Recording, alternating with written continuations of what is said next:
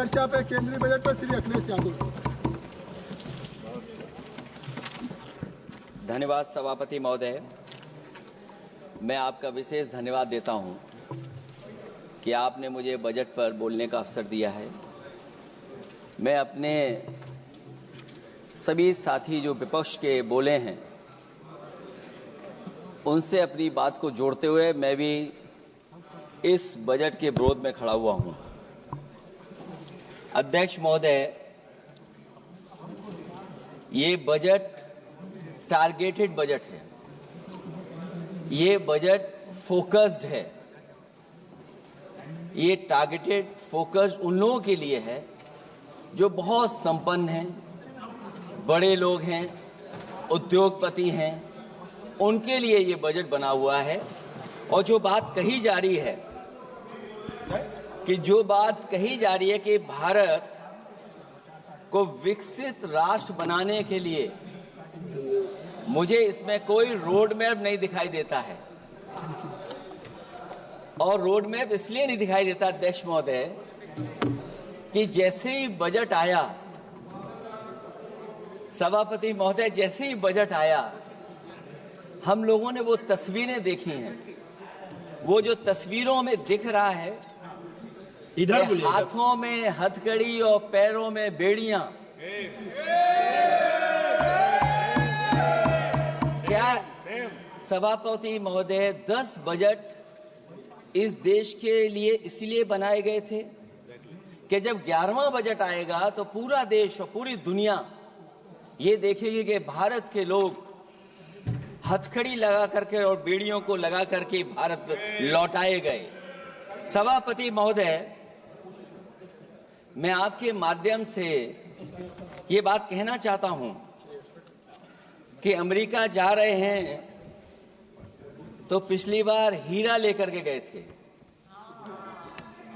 इस बार सोने की जंजीर ले जाइएगा। जंजीर देखकर शायद उन्हें कोई और जंजीर याद आ जाए। और हो सभापति महोदय, हो सके तो कुछ बच्चे और महिलाओं को अपने साथ तो नहीं, किसी और जहाज में साथ लेते आएगा।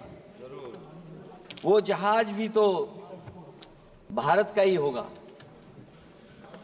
इतना हक तो उनका बनता ही है कि कम से कम दूसरों की ठगी से शिकार कुछ लोग तो बाइज्जत देश लौट सकें। वैसे सवाल ये भी है कि आपके रहते ऐसी ठगी कैसे फल फूल रही है। और सभापति महोदय, इस ठगी से सबसे ज्यादा अगर प्रभावित कहीं के लोग हैं तो वो गुजरात के प्रभावित लोग हैं। क्या यही सभापति हमारे विकसित भारत की तस्वीर है? यादव जी, आप सीनियर मेंबर हैं। सभापति पार्लियामेंट्री वर्ड जो आप बोलते हैं थोड़ा सा सोच समझ के बोलिएगा। ये ठगी वर्ड जो है थोड़ा सा इसको हटा दीजिएगा। सभापति महोदय, एक दूसरी तस्वीर में हम लोगों ने देखी, महाकुंभ जो 144 साल बाद एक झूठा प्रचार किया गया। 144 साल। सभापति महोदय, बोलने दीजिए। सभापति महोदय, कुछ पॉइंट रेज करा। सभापति महोदय, ये 1 मिनट रुकिए। 1 मिनट, जस्ट मिनट। एस्ट्रोनॉम 1 minute please, honourable member please. Yadav ji 1 minute please, आप बैठिए। सभापति महोदय, यादव जी आप बैठिए 1 मिनट, आप बोलिए। संविधान का आर्टिकल 25, 26, 27 और 28 ये कहता है कि आप किसी भी रिलीजन के खिलाफ किसी प्रकार की बातें नहीं कर सकते। ये लोग एंटी हिंदू हैं। ठीक है, ये लोग एंटी हिंदू हैं। ठीक है, पूरे कांग्रेस के। I got the point. देख लेंगे सर, देख लेंगे इसको। I will see. Please be seated. आप लोग बैठिए, हम देख लेंगे। सभापति महोदय, हम देख लेंगे, आप बैठिए प्लीज।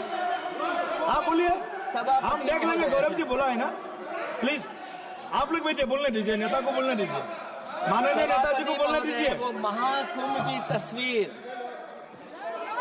क्या हो रहा है? ये भड़काना चाहते हैं। सभापति महोदय, एक मिनट, कोई भी ऐसा स्नान वर्ड करके नहीं आए हो। जो कोई भी आस्था के विरोध में बोला है, आपको कोई उसको हटा अधिकार नहीं दीजिएगा। बनता है, आप स्नान करके नहीं आए हो। आपने स्नान नहीं किया कुंभ में। बोल दिया मैंने, सभापति बोल दिया महोदय, मैंने, बोल दिया प्लीज। आप वो हटा दिया जाएगा, हटा दिया जाएगा वो। सभापति महोदय, इन्होंने कुंभ में स्नान नहीं किया। आप इधर देखिए, शहर पर देखिए, उधर मत देखिए, शहर को संबोधन कीजिए। अगर फोटो आई होती तो मैं जैकेट वाली भी फोटो देख लेता। आपका कोई गलत फोटो दिखा है, सभापति महोदय, ऐसा लग रहा है। विकसित भारत की जो दूसरी तस्वीर देखी जी, वो तस्वीर न केवल हम लोगों को दुख पहुंचाती है, बल्कि तमाम वो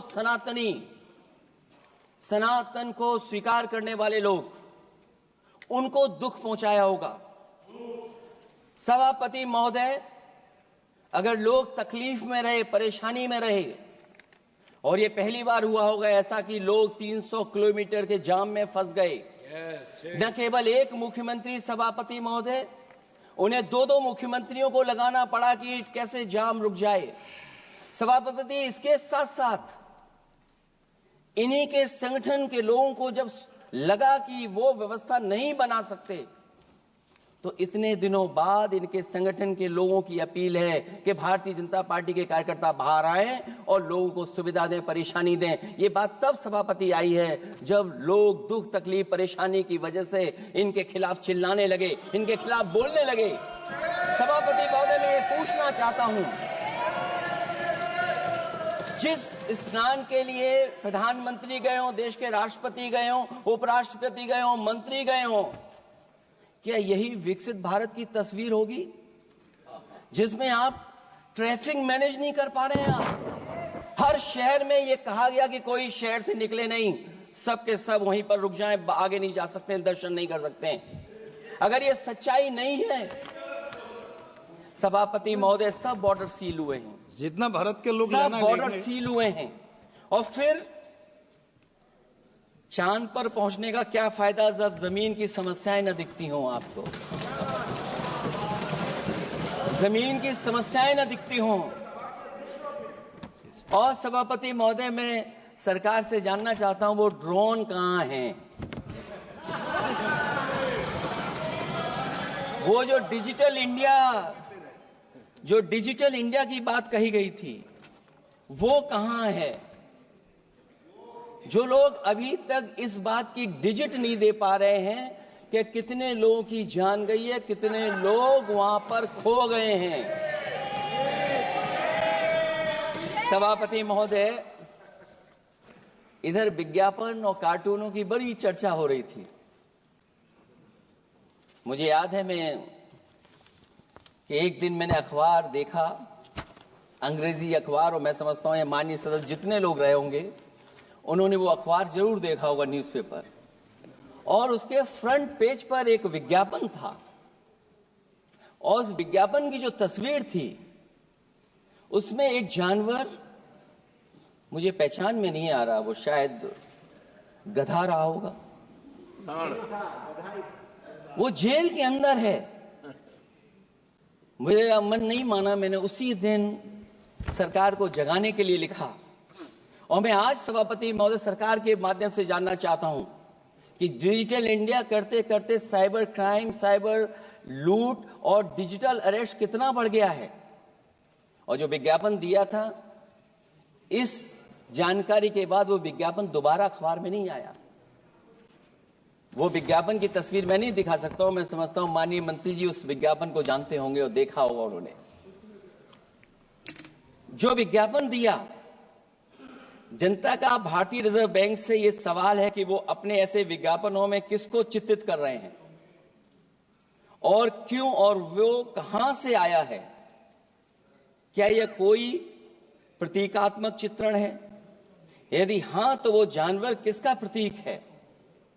क्या उस सिस्टम का जिसके कंधे पर स्वच्छ और सुरक्षित बैंकिंग की नैतिक जिम्मेदारी है, या उस मंत्रालय का जिसको सुरक्षित बैंकिंग का दायित्व निभाना चाहिए? अगर ये चित्रण जनता को दिखाना चाह रहा है कि ये बहुत ही अनैतिक भी है, जनता इसके लिए मानहानि का दावा भी कर सकती है। अगर आरबीआई यही दिखाना चाह रहा है तो आप ने खाता धारकों के प्रति बैंक का ऐसा नकारात्मक रवैया न केवल आपत्तिजनक है बल्कि घोर निंदनीय भी है। आरबीआई ऐसे विज्ञापनों से नहीं बल्कि अपने सिस्टम को चुस्त दुरुस्त करके वह जनता में बैंकिंग साक्षरता और बैंकिंग सजगता जागरूकता अभियान चलाकर जनता को सचेत और सावधान करें। उसी के बाद मैं समझता हूं जब भी हम लोग मोबाइल खोलते हैं कोई ना कोई आवाज सुनाई देती है उसके अंदर। क्या सभापति महोदय डिजिटल अरेस्ट के माध्यम से लाखों लाख रुपया नहीं लूटा जा रहा है? आखिरकार उसके लिए जिम्मेदार कौन है? कौन जिम्मेदार है उसके लिए? जो बजट दिया है, जो बजट में बातें निकल करके आ रही हैं, बजट में पीडीए के उत्थान के लिए कुछ भी नहीं है सभापति महोदय। और जो लोग अपनी जीडीपी की न जाने कितनी कहानियां बताते थे, आज वो जीडीपी रेट क्यों कम होता चला जा रहा है? क्यों जीडीपी 6.4% के आसपास पहुंच गई है? न केवल जीडीपी बल्कि आज अगर हम 87 रुपए लेकर के ही $1 ले सकते हैं। कभी डॉलर को नीचे गिरने की कहानी कहीं किसी से जोड़ दी गई थी। आज सोचिए कितने रुपए हम इकट्ठे करते हैं तब जाकर के हमें $1 मिलता है। क्या सरकार के पास इसका कोई जवाब है? इस ग्रोथ रेट के कम होने का कारण जो सभापति महोदय मुझे समझ में आता है वो इन्वेस्टमेंट की कमी और कंजप्शन की कमी है। ये देश की आर्थिक विकास की स्थिति पर प्रश्न चिन्ह लगाता है। और यही नहीं, सभापति महोदय जो भेदभाव बढ़ता चला जा रहा है, जो खाई पैदा होती जा रही है, इन्हीं के आंकड़े बताते हैं कि खाई कितनी है। मुट्ठी भर लोगों के पास पूरे देश की संपदा पहुंच गई। जो ज्यादा लोग हैं वो गरीब हैं। उनके जीवन यापन के लिए 80 करोड़ लोगों को आपको राशन बांटना पड़ रहा है। क्या यही विकसित भारत की तस्वीर है? और फिर दुनिया में हम पर कैपिटा इनकम में कहां खड़े हैं? अगर हम केवल सरकार से सभापति महोदय आपके माध्यम से जानना चाहें कि जिन परिवारों को आप राशन दे रहे हैं उन परिवारों की पर कैपिटा इनकम क्या है, और अगर विकसित भारत की तस्वीर लेकर के ये सरकार चलना चाहती है तो कम से कम सरकार की सभापति महोदय जिम्मेदारी बनती है कि जो 80 करोड़ लोग राशन पा रहे हैं उनके आपकी पर कैपिटा इनकम क्या है। एक बहुत प्रिय काम सरकार का है, इतना प्रिय है कि उसका नाम बदल करके इज्जत घर कर दिया गया। मुझे याद है कि एक छत्तीसगढ़ में बुजुर्ग मां जिसने बकरी बेच करके अपना शौचालय बनाया था, और बकरी बेचने के बाद शौचालय जब बनाया तो देश के प्रधानमंत्री जी ने उनका सम्मान किया। आखिरकार सवाल यह है कि बकरी उसे क्यों बेचनी पड़ गई? इसका मतलब यह है कि आपकी जो बनाई हुई स्कीम है वो जमीन पर नहीं पहुंच रही है, उसके लिए पर्याप्त पैसा नहीं पहुंच पा रहा है। आखिरकार पैसा क्यों नहीं पहुंचा, ये तो सरकार की जिम्मेदारी है। और फिर सभापति महोदय जो शौचालय बनाए हैं उनमें पानी किसी में नहीं पहुंचता। क्या यही विकसित भारत की तस्वीर बनेगी? वैसे तो सभापति महोदय हम लोग डबल इंजन बहुत सुनते थे, और अब इस बजट में 2 इंजन और बढ़ गए हैं। सभापति महोदय ये 4 इंजन वाला है बजट। 4 इंजन। लगता तो ऐसा है कि ये एक के बाद एक इंजन खराब हो गया होगा, इसीलिए इन्हें 4 इंजन लगाने पड़े हैं। ये जनता को धोखा दे रहे हैं 4 इंजन की बात कर करके। क्योंकि जब उत्तर प्रदेश को देखते हैं तो वहां पर जो डबल इंजन की सरकार चल रही है वो डबल ब्लंडर कर रही है। उनके डबल ब्लंडर देखने को मिलने हमें। और अगर ये 4 इंजन की सरकार है। जो सबसे पहला इंजन है सभापति महोदय, वो हमारे किसान और कृषि का है। 10 साल गुजरने के बाद भी और इतने बजट आने के बाद भी आज तक किसानों की आय दोगुनी नहीं हुई।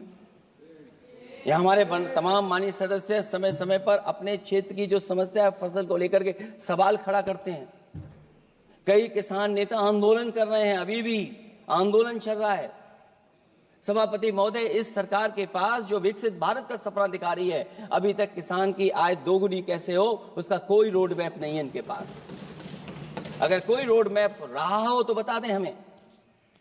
और फिर एमएसपी की कानूनी गारंटी, सभापति महोदय, हजारों किसानों की जान चली गई कि एमएसपी को कानूनी गारंटी मिले, लेकिन आज भी वो गारंटी नहीं मिल पा रही है। क्या यही हमारा विकसित भारत होगा जिसमें किसान को एमएसपी नहीं मिलेगी, उसकी कोई गारंटी नहीं है? जो किसान की आय दोगुनी का सपना ले रहे थे, उन्होंने स्वामीनाथन जी को भारत रत्न तो दे दिया, लेकिन उनके कही हुई बातों को अभी तक नहीं पहुंचा पा रहे हैं। जो फसलें दलहन तिलहन बढ़ावा देने के लिए जो मिशन की घोषणा की गई थी, वो क्या मिशन अभी पूरा हुआ है? क्योंकि अभी तक हम लोग तिलहन इंपोर्ट कर रहे हैं। दलहन तिलहन के बारे में पहले बजट से कहा जा रहा है, अध्यक्ष महोदय, आज भी हम लोगों को इंपोर्ट करना पड़ रहा है। और उसका परिणाम यह है कि हम अपने किसानों को जो लाभ देना चाहते हैं वो नहीं लाभ दे पा रहे हैं। प्रधानमंत्री धन धान कृषि योजना 100 पिछड़े जिलों के लिए घोषित हुई है, लेकिन इसके लिए कोई बजट नहीं दिया गया है। फल और सब्जी का उत्पादन को बढ़ावा देने के लिए भविष्य में योजना बनाई जाएगी। यही 4 इंजन की बजट है कि फल और सब्जी के लिए बाद में बजट बनाया जाएगा, बाद में बजट घोषित होगी, पॉलिसी क्या होगी वो बाद में तय होगा। कृषि क्षेत्र में रिसर्च और डेवलपमेंट के लिए अधिक धन की आवश्यकता है। शायद इस बजट में अध्यक्ष महोदय वो नहीं दिखाई दे रहा है। कृषि क्षेत्र में कार्यबल करीब 46% है, लेकिन जीडीपी में इसका योगदान केवल 18% है। किसानों की खराब आर्थिक स्थिति को दर्शाता है कि अभी हमारा किसान गरीब है। फसल बीमा योजना, मुझे याद है फसल बीमा योजना को लेकर के न जाने कितना प्रचार किया गया, लेकिन सच्चाई तो यह है कि जब क्लेम करने की बात आती है तो जो आंकड़े बताते हैं वो अभी भी 3% से ऊपर नहीं पहुंच पाए हैं। किसान के कर्ज के कारण किसान आत्महत्या कर रहा है। क्या विकसित भारत की यही तस्वीर होगी कि लाखों लाख किसान हमारा आत्महत्या कर ले? अब तो सुना है कि वो आंकड़े भी आना बंद हो गए हैं। हमें किसान के ऊपर कर्ज और कर्ज के ऊपर कर्ज नहीं बढ़ाना है। जिस तरीके से आप बड़े बड़े उद्योगपतियों का ध्यान रखते हैं कि उनका समय समय पर कर्ज माफ करते हैं, मुझे पूरा भरोसा है कि हमारे देश के किसानों का भी कर्ज माफ होना चाहिए, उनको कर्ज से मुक्ति दिलाना चाहिए। अगर क्लाइमेट चेंज की बात होगी तो सबसे पहले असर अगर किसी पे पड़ेगा तो सबसे पहले प्रभावित अगर कोई होगा तो हमारा किसान प्रभावित होगा। उसके लिए क्या आपके पास रोड मैप है? हमारे माननीय सदस्यों ने बहुतों ने कहा है जीएसटी को लेकर के न जाने क्या क्या सरकार बनाती है और जीएसटी से लगातार व्यापारियों को उलझा रही है। जब तक जीएसटी के बारे में व्यापारी समझ पाता है तब तक जीएसटी को बदल देते हैं, तरीका बदल देते हैं। अभी भी किसानों के जितने भी इक्विपमेंट हैं उनमें 18-12% जीएसटी लिया जा रहा है। कम से कम अगर विकसित भारत का सपना ये सरकार देख रही है तो सभी के सभी एग्रीकल्चर इक्विपमेंट जो हमारा किसान इस्तेमाल करता है उस पर 0 जीएसटी होनी चाहिए। मैन्युफैक्चरिंग सेक्टर को बढ़ावा देने के लिए और कई योजनाएं सरकार लाई है। भंडारण की सुविधा किसको मिल रही है? सभापति महोदय, भंडारण को लेकर के भी सरकार का कोई रोड मैप जरूर होना चाहिए। ये कैसी अर्थव्यवस्था है अध्यक्ष महोदय, जहां पर अर्थव्यवस्था को तो हम तीसरे नंबर पे पहुंचा रहे हैं, लेकिन नौकरी और रोजगार उसके पास नहीं है। ग्रोथ है, ग्रोथ बताना चाहते हैं, लेकिन रोजगार और नौकरी नहीं है। जो इनके मैन्युफैक्चरिंग के तमाम मिशन थे, नेशनल मैन्युफैक्चरिंग मिशन, जब तक इन्वेस्टमेंट का वातावरण नहीं सुधरेगा तब तक इन्वेस्टमेंट नहीं हो सकता। हमारा नेशनल मैन्युफैक्चरिंग मिशन आगे नहीं बढ़ सकता। दूसरा इंजन इन्होंने बताया एमएसएमई, और एमएसएमई को लेकर के बहुत चिंता व्यक्त की। बजट भाषण में एमएसएमई सेक्टर को विकास का द्वितीय इंजन बताया गया, जो सही है, परंतु एमएसएमई के विकास के लिए बजट में कोई विशेष व्यवस्था नहीं की गई है। भारत में एमएसएमई के क्षेत्र में 11 करोड़ लोगों को रोजगार प्रदान 11 करोड़ लोगों को रोजगार प्रदान करता है, और इसमें सबसे ज्यादा रोजगार मिलता है जो कि हमारी माइक्रो यूनिट्स हैं, उनके लिए कोई योजना नहीं है। उनको विशेष मदद के लिए कोई प्रावधान न पहले किया गया न इस बजट में किया गया है। मैं केवल यूपी के बारे में कहना चाहता हूं कि यूपी में लगभग 96 लाख एमएसएमईज हैं, लेकिन केवल 14 लाख पंजीकृत हैं। पूरे देश में 6 करोड़ हैं। एमएसएमई के विपरीत केवल 1 करोड़ पंजीकृत हैं। अध्यक्ष महोदय, अगर 96 लाख एमएसएमईज हैं केवल यूपी में, 6 करोड़ पूरे देश में हैं, और पंजीकृत केवल 14 लाख और 1 करोड़ हैं, तो इसका मतलब यह है कि ज्यादातर एमएसएमई सेक्टर को सरकारी योजनाओं का कोई लाभ नहीं पहुंच पा रहा है। मुझे उम्मीद है कि एमएसएमई को लाभ पहुंचाने के लिए सरकार जागरूक होगी और अपनी डबल इंजन सरकारें जहां जहां चल रही हैं उनको जगाने का भी काम करेंगे। अध्यक्ष महोदय, एक समय ऐसा भी था जब लोग बजट के आने पर खुश होते थे, क्योंकि बजट नई उम्मीद जगाता था, देश और जनता को आगे की ओर ले जाता था। लेकिन भाजपा सरकार के बजट में न देश के विकास के लिए कुछ होता है, न जनता की तरक्की के लिए। बजट मायूसी लेकर नहीं आना चाहिए। बजट देश का आर्थिक मानचित्र होता है।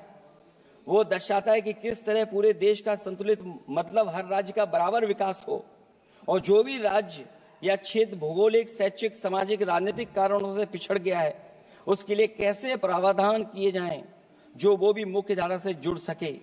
वर्तमान में बैलेंस डेवलपमेंट की नीति पिछड़ती जा रही है। मैंने कई मौकों पर कहा है, आज फिर दोहरा रहा हूं कि अध्यक्ष महोदय, सच्चा विकास वही होता है जो भेदभाव मिटाता है। अच्छा बजट किसी देश को हर दिशा में विकास का रास्ता तैयार करता है। इन्हीं अर्थों में बजट लोकतांत्रिक होता है, जो समाज के हर वर्ग के लिए लाभकारी होता है। ये सबसे आखिरी व्यक्ति को ताकत देकर के उसे आर्थिक मुख्यधारा से जोड़ता है। ये बजट होता है। और मैं तो कहूंगा अध्यक्ष महोदय, मिट जाए अमीरी गरीबी के बीच की वो सब खाई जिसमें भेदभाव और गैर बराबरी की जड़ें जमाई। बजट के अंदर उसके लिए हमेशा एक दिल धड़कना चाहिए, जो आज भी भूख के सूचकांक के आंकड़े बनाकर देश के दिखावटी विकास के सच का भंडाफोड़ कर रही है। भूख मिटे, महंगाई घटे, यही बजट का सबसे बड़ा नारा होना चाहिए। निर्बल को सबल बनाना, निराशा को आशा में बदलना ही बजट का मानवीय पहलू होना चाहिए। बजट का सबसे बड़ा सिद्धांत कमजोर के प्रति हमदर्दी होना चाहिए। बजट बनाने की सोच किसी या कुछ लोगों को लाभ पहुंचाने की नहीं होनी चाहिए, बल्कि इंसानियत के नजरिए की उसी बुनियाद होनी चाहिए। यदि बजट के आने से निर्बल सबल बनता है तो समझो बजट अपने उद्देश्यों से सफल हुआ है, नहीं तो उसे असफल ही माना जाना चाहिए। अध्यक्ष महोदय, रोटी की भूख किसानों को विश्वास में लेकर ही मिटाई जा सकती है, और मैंने पहले भी कहा, फिर दोहराता हूं उन बातों को। किसान को फसल का सही दाम दिलवाना और उसे बीज, खाद, पानी का इंतजाम करना, आवारा पशुओं से उनकी फसलों को बचाना।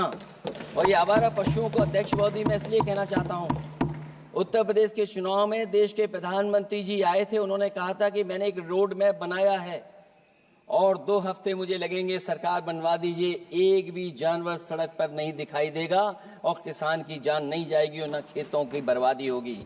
लेकिन अध्यक्ष महोदय, मैं उत्तर प्रदेश के माननीय सदस्य चाहे इधर के हों उधर के हों, वो जानते होंगे कि इस तकलीफ और परेशानी से अभी भी किसान उभर नहीं पाया है और आज भी खेतों को उसे चार दीवारी या तारों से जोड़ करके चलना पड़ रहा है। फसलों को बचाना सरकार की प्राथमिकता होनी चाहिए। इस मामले में जुमलेबाजी और झूठे वादे अच्छे नहीं। आंकड़े बताते हैं कि देश में बहुत सारे ऐसे कारोबार हो रहे हैं जो कारोबार बढ़ते चले जा रहे हैं। कई उद्योगपति कई गुना कारोबार से लाभ उठा रहे हैं। कई विदेशी कंपनियां इस धंधे में अरबों कमा रही हैं, लेकिन आलू का किसान इस लाभ से वंचित है।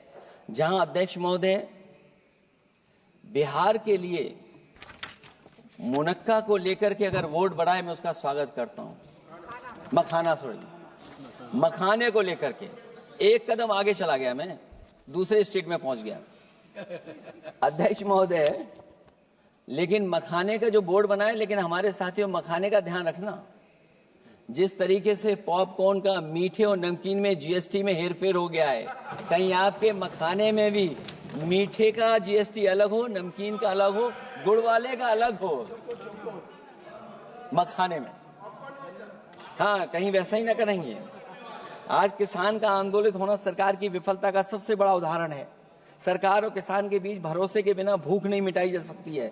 समय पर बीज खाद को मिलना, कृषि ऋणों को माफ होना, एमएसपी दिलवाना सरकार का दायित्व है, वो इससे बच नहीं सकती।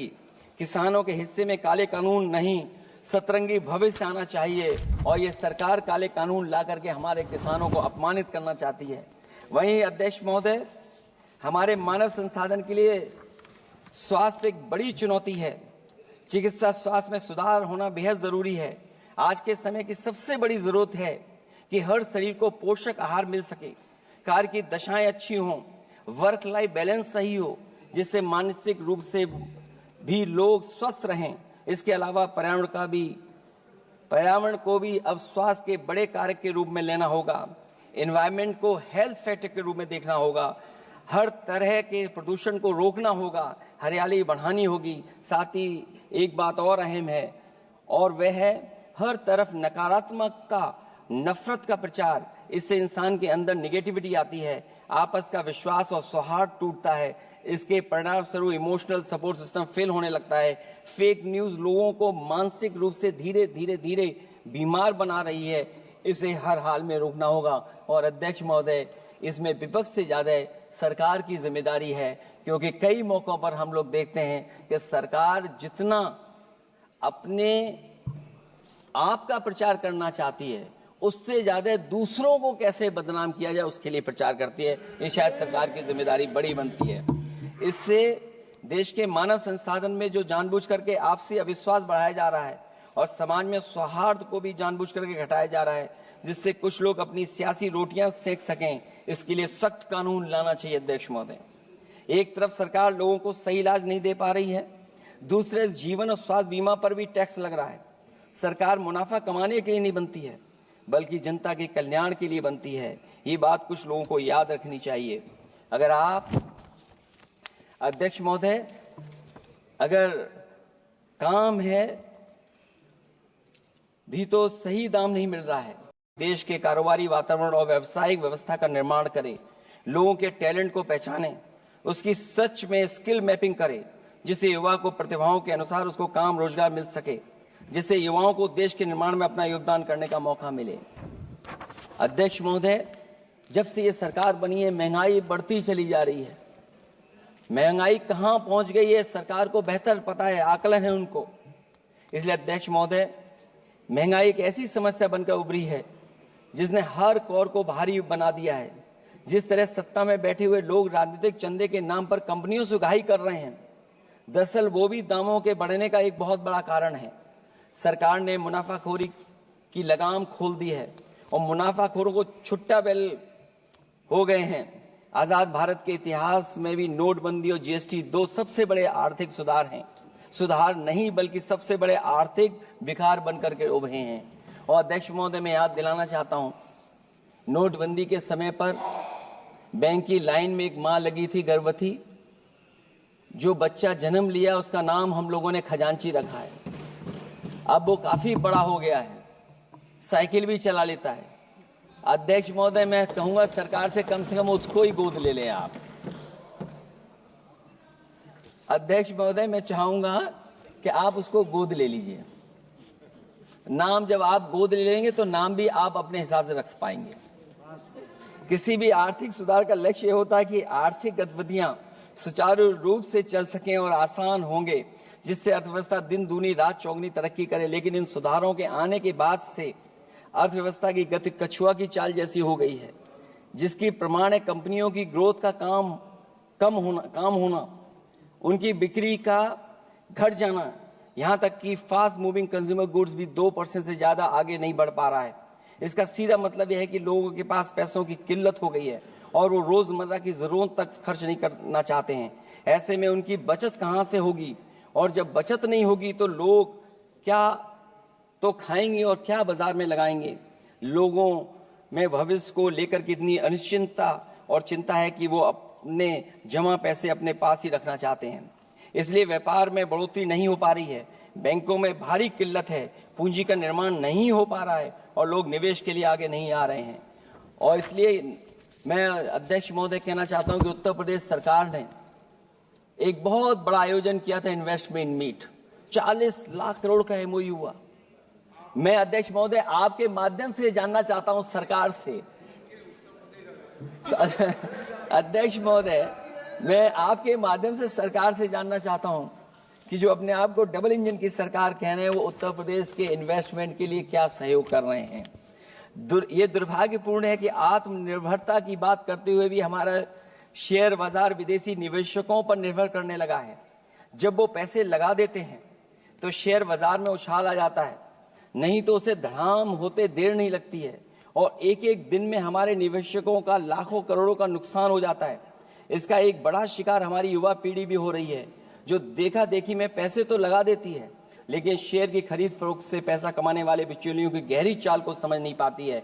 ये खेल बंद होना चाहिए और जिम्मेदारी सरकार की बनती है कि खेल ये बंद हो।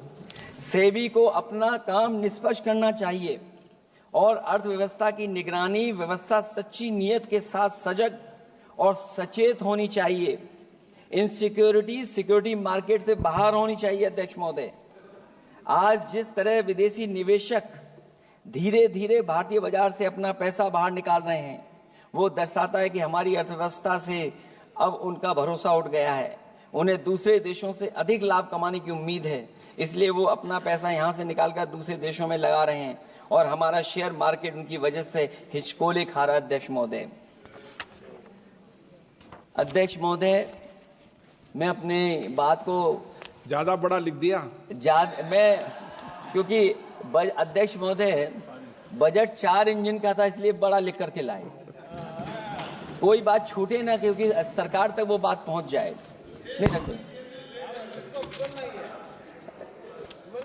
क्योंकि अध्यक्ष महोदय, अगर 11वां बजट हो 4 इंजन लगाने पड़े तो कहां विकसित भारत बन रहा है। जीएसटी को भ्रष्टाचार से मुक्त करना होगा, व्यापारियों के प्रति विश्वास जताना होगा। यदि टैक्स की व्यवस्था और दर सही होगी तो सब आसानी से टैक्स भर देंगे। हाई टैक्स रेट दरअसल भ्रष्टाचार को बढ़ावा देती है, इससे राजस्व की हानि होती है। सच में लोग काम कारोबार करना चाहते हैं, कर की चोरी नहीं करना चाहते हैं। इसलिए टैक्स की रेट को तार्किक बनाना और टैक्स सिस्टम को इजी करने की से ही अर्थव्यवस्था में गति आएगी। निवेश के लिए दुनिया वापस हमारे देश की ओर देखेगी। मैं अध्यक्ष महोदय, अर्थव्यवस्था के संबंध में एक गंभीर मुद्दा मैं बताना चाहता हूं। एक बहुत गंभीर मामला है पलायन का। पलायन के मामले में एक बहुत बड़ा विरोधाभास हमारी अर्थव्यवस्था के लिए चुनौती बन रहा है। एक तरफ वो सबसे अमीर वो लोग जो अपनी पूंजी का निवेश करते हैं और दूसरी तरफ सबसे गरीब वो लोग हैं जिनके पास अपने श्रम निवेश करने के अलावा कोई दूसरा रास्ता नहीं है। ऐसे हजारों अरबपति बाहर के देशों में ज्यादा उम्मीद देखते हुए अपनी पूंजी लेकर देश छोड़कर जा रहे हैं। वहीं दूसरी तरफ जो सबसे गरीब लोग हैं वो राज्यों के असंतुलित विकास की वजह से अपने राज्यों से पलायन कर रहे हैं। ऐसे इस महा समस्या का सबसे बड़ा शिकार हमारा उत्तर प्रदेश है, जहां नौकरी और अवसरों की भारी कमी है, जहां विकास टीवी अखबारों होर्डिंग में तो दिखता है लेकिन जमीन पर नहीं।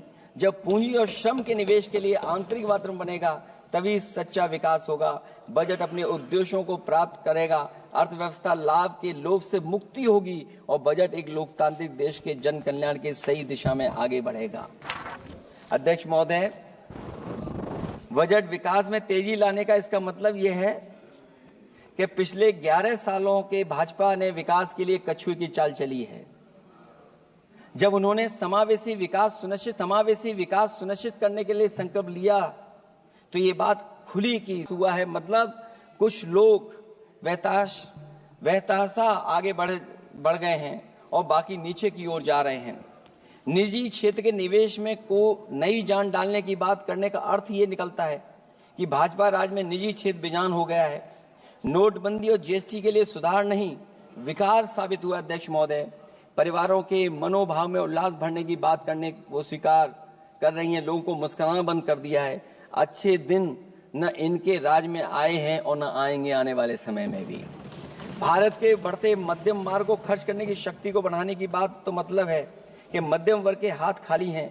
आज आप आयकर की बात कर रहे हैं, हम लोगों ने बहुत पहले इस बात की मांग की थी, इसलिए कि 12 लाख के कम से कम उनको कर से। वित्त मंत्री जी ने कहा कि हम सब मिलकर के अधिक संपन्नता लाने और विश्व में अपना स्थान बनाने और अपने राष्ट्र की अनंत क्षमता को बढ़ाने के लिए अपनी यात्रा कर रहे हैं।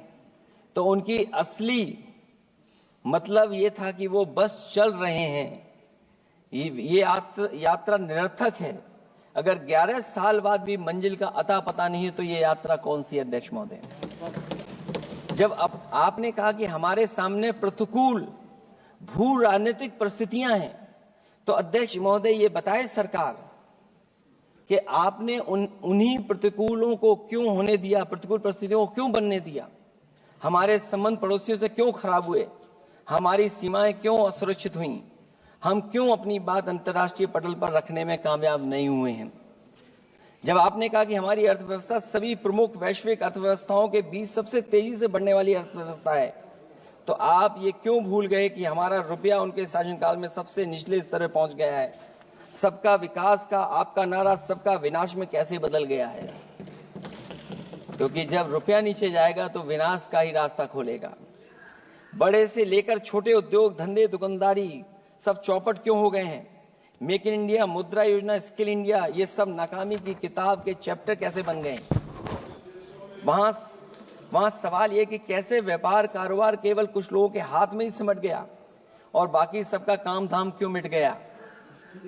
अध्यक्ष महोदय, हम भी मानते हैं कि कोई देश केवल उसकी मिट्टी से नहीं है बल्कि देश उसके लोगों से है, लेकिन आप लोग ये बात सिर्फ कहते हैं, करते नहीं हैं। जनता आपके लिए बस नारे का विषय है। आप कहती हैं कि हमारे लिए विकसित भारत में शामिल हैं गरीब और देश को food basket of the world बनाने वाले किसान। अगर ये आपका लक्ष्य है, पर क्या आपके राज्य में अमीरी गरीबी की खाई नहीं बढ़ी। भूख के इंडेक्स में हम कहां जा पहुंचे हैं। स्कूली शिक्षा का बजट कम नहीं हुआ, स्वास्थ्य सेवाएं महंगी नहीं हुई, यहां तक कि अपने स्वास्थ्य बीमा पर भी टैक्स लगा दिया है। आपने योग्य लोगों को बेरोजगारी के अंधेरे में धकेला और आपके बड़े बड़े नेताओं ने तो यहां तक कह दिया कि कमी नौकरी की नहीं है, योग्यता की है। अपनी युवा पीढ़ी को हताश निराश करने का पाप आप लोगों ने किया है। कुशल कारीगर के नाम पर आपने युवाओं को डिलीवरी पर्सन बनाकर छोड़ दिया है। आपके राज्य में महिलाओं के खिलाफ अपराध के आंकड़े बढ़े हैं। ऐसे असुरक्षित माहौल में आप कैसे आर्थिक गतिविधियों में उनकी भागीदारी की बात कर सकते हैं। आपके मंत्रिमंडल में ही कितनी भागीदारी है, ये आपसे अच्छा और कौन जानता होगा। रही बात फूड बास्केट की, रही बात food basket of the world बनाने की बात, तो पहले आपसे आग्रह की आप अपने लोगों की थाली भर दीजिए, ऐसे हवाई जुमले उछालिए कम उछालिए। इनमें अध्यक्ष महोदय, मैं अपनी बात को खत्म करता हुआ इतना ही कहना चाहता हूं कि इस बजट में जिन 6 क्षेत्रों में परिवर्तनकारी सुधार की बात कही गई है, उनमें से कराधान अब तक सफल नहीं होगा जब तक उसे सरल, पारदर्शी और ईमानदार नहीं बनाया जाएगा, जब तक विद्युत क्षेत्र को निजी हाथों में सौंपकर मनमानी वसूली से रोका नहीं जाएगा, शहरी विकास के नाम पर जब तक जमीनों कुछ धनवानों के हाथों में कौड़ियों के दाम बेचने का खेल खत्म नहीं किया जाएगा, खनन के नाम पर जब तक जल, जंगल, जमीन पर आदिवासी पारंपरिक अधिकार की हकमारी की हेराफेरी रोकी नहीं जाएगी, और जब तक वित्तीय क्षेत्र और विनियामक सुधार की निष्पक्ष कोशिश नहीं की जाएगी। अंत में मैं अध्यक्ष महोदय इतना ही कहना चाहूंगा कि असली तरक्की है वही जो हर फर्क मिटाती है, असली तरक्की है वही जो हर फर्क मिटाती है, जो हर तरफ खुशहाली के गुलशन खिलाती है। इन्हीं शब्दों के साथ अध्यक्ष महोदय मैं धन्यवाद देना चाहता हूं। मैं इस बजट का विरोध करता हूं, ये रोड मैप कहीं नहीं दिखाता है कि जिससे विकसित भारत बने। बहुत बहुत धन्यवाद।